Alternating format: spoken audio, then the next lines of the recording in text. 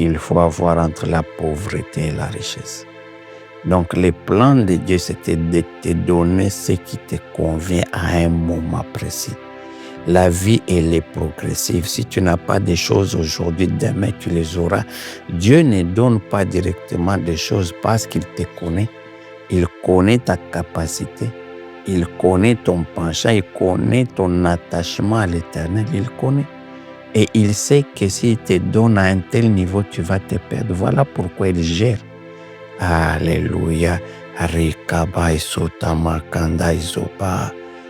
Dans ces versets, on a dit, si tu me donnes trop, je risque de te renier, dire qui est Dieu. Je n'ai pas besoin de Dieu.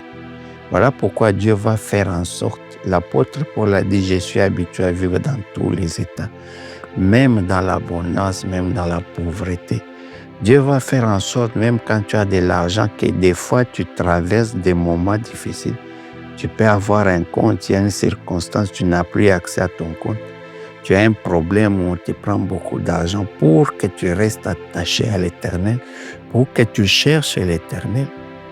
Voilà pourquoi il y a certaines situations de manque d'argent qui viennent de Dieu, alléluia, qui sont temporaires, juste pour te retenir vers Dieu, pour te donner juste ce qui est de toi, ce qui est essentiel.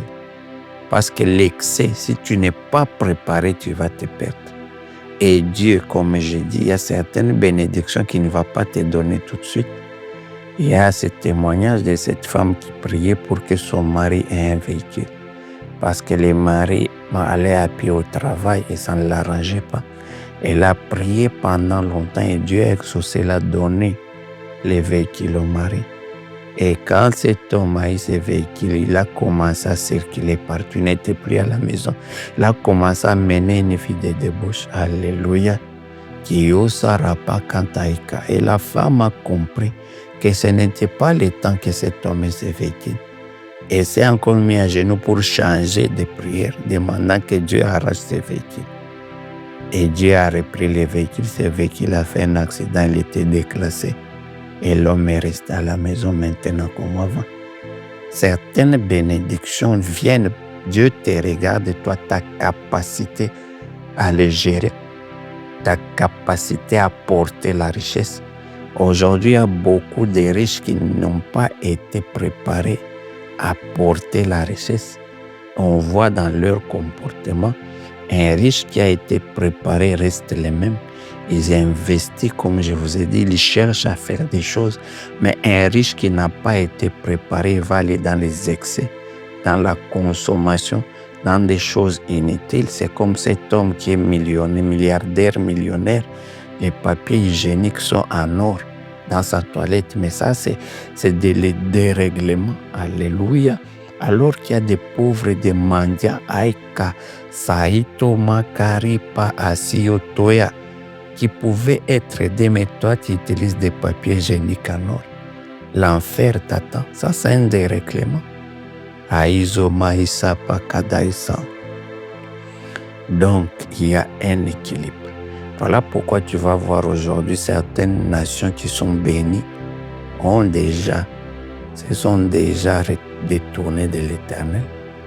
Parce que souvent, quand on est dans l'abondance, dans la richesse, on ne trouve pas les besoins d'être attaché à Dieu. Voilà pourquoi il dit, je vais dire qui est l'Éternel. Et Dieu crée l'équilibre. Maintenant, l'autre côté, on a développé le côté de la richesse excessive, le côté du mauvais riche, la richesse pour laquelle tu n'as pas été préparé. Maintenant, l'autre côté, il dit, si tu me laisses trop pauvre, je vais voler. Aïe, Kobas. Ça, c'est aussi l'autre extrémité, dans laquelle les enfants de Dieu sont aussi trop de pauvreté. Ça va te faire perdre la foi même.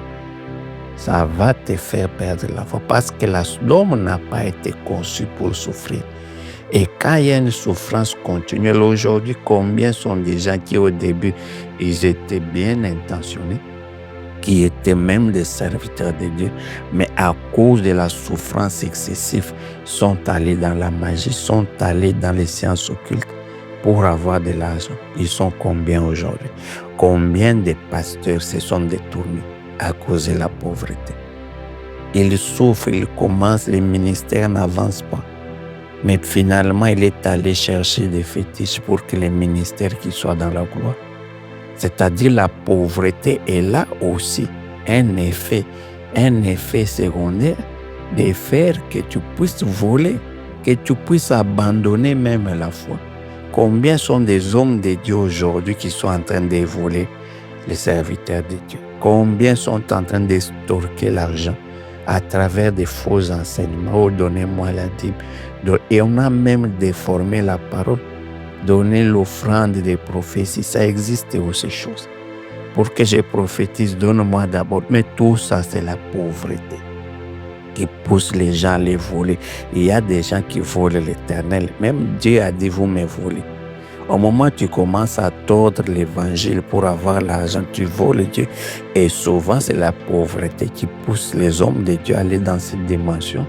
Aujourd'hui, les prophètes sont dans des maisons des gens qui ont l'argent. Ce n'est pas que Dieu les y a envoyés, c'est à cause de la pauvreté. Ils sont en train de voler, faire de la manipulation avec des faux messages pour qu'on les donne. Tout ça, c'est la pauvreté. C'est-à-dire, chaque fois que tu es pauvre à l'excès, tu seras soumis aux besoins de la vie. Tu es parent, tu as des enfants qui doivent étudier, des enfants qui doivent manger, tu as un loyer à payer. Où veux-tu que cet argent vienne? Si tu es sous cette pression, tu vas voler. Alléluia, tu vas voler. Et celui qui dit je vais voler, c'est un enfant de Dieu. C'est quelqu'un qui croit en Dieu, qui sait qu'il a été dit tu ne déroberas pas. Aujourd'hui, combien sont des gens qui détournent l'argent dans la fonction publique? Ils sont combien? C'est à cause de la pauvreté. Parce que si tu es pauvre, tu vas voler. Tu vas te mettre à falsifier les factures. Serviteur de Dieu. Aïka. Gaïzoma Kandarapa. Aujourd'hui, nous sommes arrivés dans une société où le vol est même devenu institutionnalisé. Où le vol est devenu même quelque chose d'acceptable. Si quelqu'un détourne l'argent dans la fonction publique, c'est même normal. Et pourtant, c'est un vice. Ce n'est pas normal. Et ce qui pousse les gens à aller vers là, c'est la pauvreté. En réalité, ce ne sont pas des mauvaises personnes parce qu'ils se sont retrouvés dans cet état. Ils ont volé. Il dit, si tu me laisses pauvre à l'excès, je vais dérober. Je vais dérober. Et aujourd'hui, si quelqu'un détourne, on sait bien qu'il a détourné, on l'acclame même. Ce n'est pas normal. Ça reste un vice. La loi condamne, c'est un vol. Aïkaba Isura, ton salaire est de combien? Mais la vie que tu mènes est en décalage avec son salaire. D'où vient le reste d'argent? C'est du vol. Alléluia. Et Dieu n'est pas dans ces choses. Je vous dis de la part de l'Éternel, il n'est pas dans ces choses. Alléluia. Et ces choses, généralement, sont des biens mal acquis. Et tu vas voir, tu peux en jouir, mais tes enfants n'en profiteront pas. Parce que c'est ça aussi l'effet secondaire du manque d'argent. Mais si on te laisse pauvre à l'excès, même la foi, tu vas l'abandonner. Des hommes de Dieu aujourd'hui perdent leur dignité pour qu'on leur donne un peu d'argent. Ils sont même obligés de tordre les messages. Voilà pourquoi il est important que tu aies l'argent. Dieu veut que tu sois dans l'équilibre, non pas dans la pauvreté parce qu'il y a un danger, non pas dans les excès parce qu'il y a un danger aussi. Alléluia. Enfin, à moins que tu sois préparé. Et dans les deux cas, il faut rester sur la corde. C'est comme un équilibriste.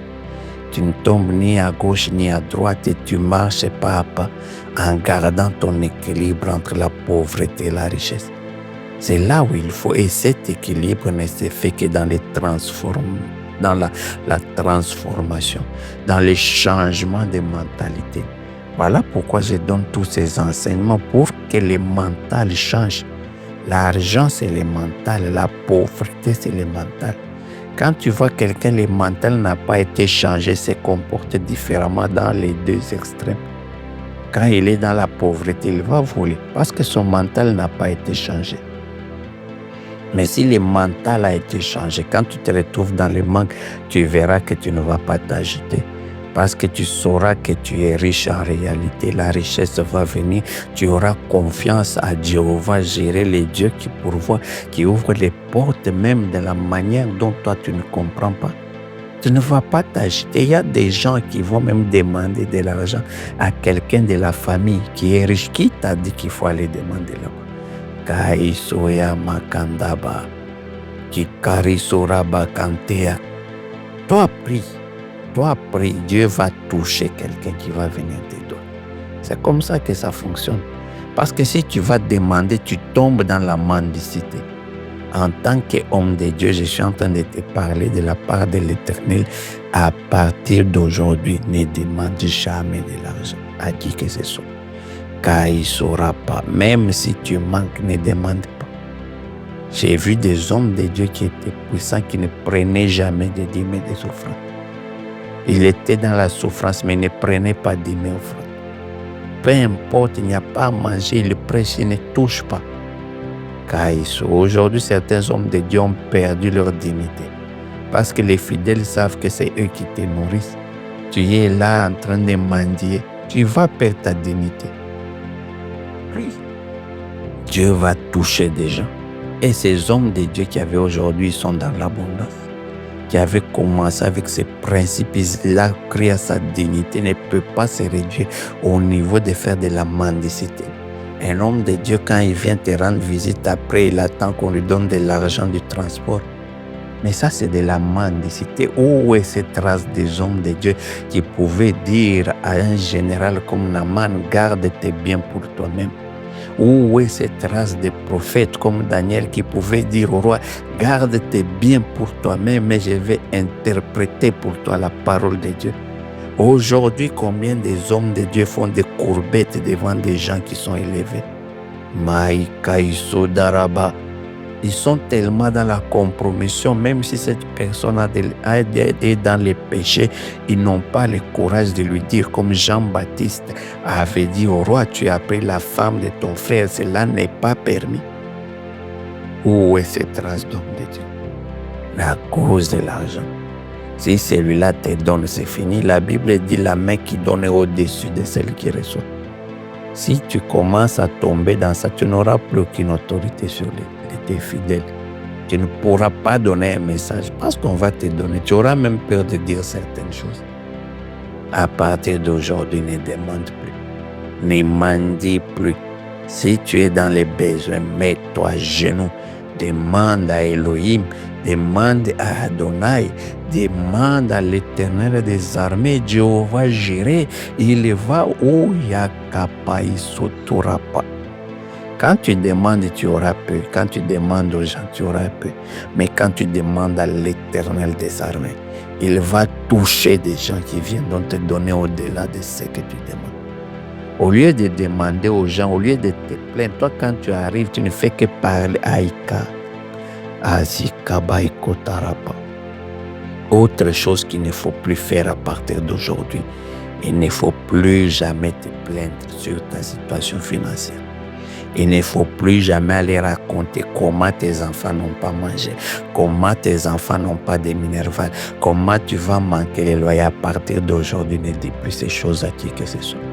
Ce sont des choses qu'il faut dire dans la chambre haute. Sur ton autel de prière qu'il faut dire à Elohim, Adonai. Ce n'est pas aux hommes, ce ne sont pas des paroles qui sont destinées aux hommes. Voilà pourquoi tu es en train de te dévaloriser. Aujourd'hui, il y a des hommes de Dieu mendiants, je dois le dire, mendiants. Vous devrez quitter de cette mendicité. Si tu manques l'argent, mets-toi à genoux. Demande les choses que tu vas dire aux gens. Tu perds ton temps, dis-les à Dieu dans la prière. Il va agir, il va ouvrir des portes. On a dit il peut faire venir quelqu'un des extrémités de la terre, quelqu'un que tu ne connaissais même pas. Oh Zabaka Izupa, juste pour venir t'apporter. Marie et Joseph ne connaissaient pas les mages. Ils sont venus de loin. Aïkaba et Sarapa, il y a des mages qui vont venir, qui vont quitter de nulle part pour venir t'apporter. Aïzopa Kanta, mais la chose à faire, arrête de mentir, arrête de te plaindre. Quand quelqu'un te regarde, il ne doit même pas savoir tu es dans l'abondance ou pas. Reste les mêmes. Surtout serviteurs de Dieu, la mendicité doit disparaître. Les choses que je prêche ne peuvent pas arriver tant qu'on a ce comportement de mendicité. On aime bien être dans des maisons des hommes riches, c'est là où les serviteurs de Dieu est, c'est là où il fait des veillées.